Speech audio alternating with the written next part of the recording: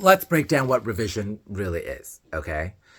I've talked about revision before, but I haven't made a video on that in a while, so here it is. I don't know how long this video is going to go for, but maybe I'm going to try to keep it short, just so I can give you really the most basic way to think about revision, which is a technique that's been forwarded by Neville Goddard. A lot of teachers talk about it.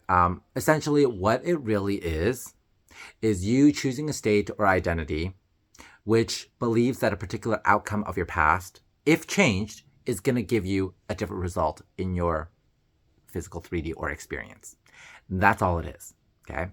So revision is not really revising anything because all possibilities already exist. Every possible reality already exists, okay? Does it work? Yes. Do you need to use it in order to manifest? No.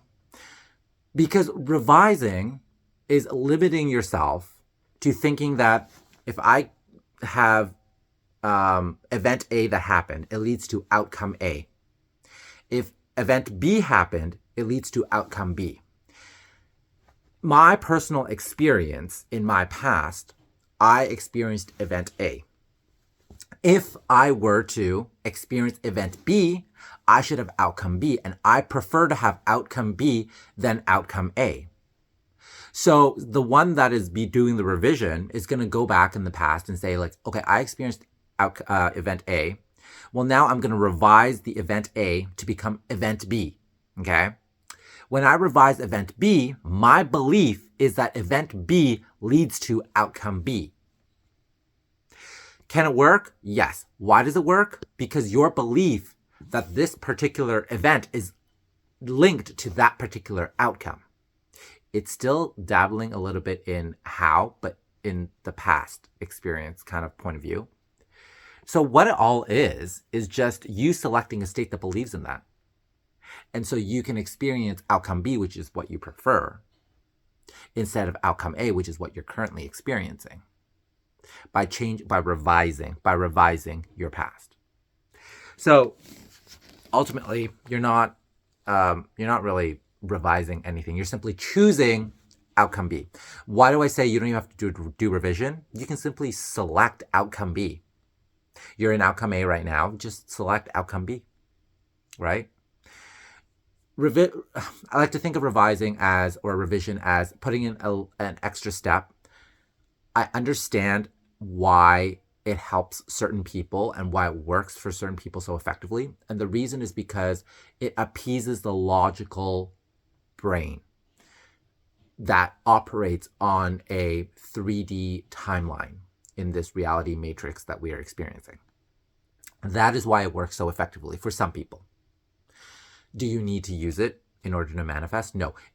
Essentially, you're not doing anything different than envisioning outcome B. But the only difference is that you, outcome B being the one that you prefer, you are changing based on your belief, your current belief and assumptions, you are changing something in your past, an event or perception of a past event, to something that will be more aligned in making sense in the logical steps from that event B leading to outcome B. Okay, so you're changing from event A to event B. I hope that makes sense. I don't think I can make it any clearer than that. So yeah, let me know if it still doesn't make sense. Maybe I'll try to clarify it, but that's essentially what revision is. That is essentially what revision is, okay? It can be a great tool for some people to use. I don't think it's necessary. Lots of things you manifest, you don't ever revise, right? So why do you think that you need to revise?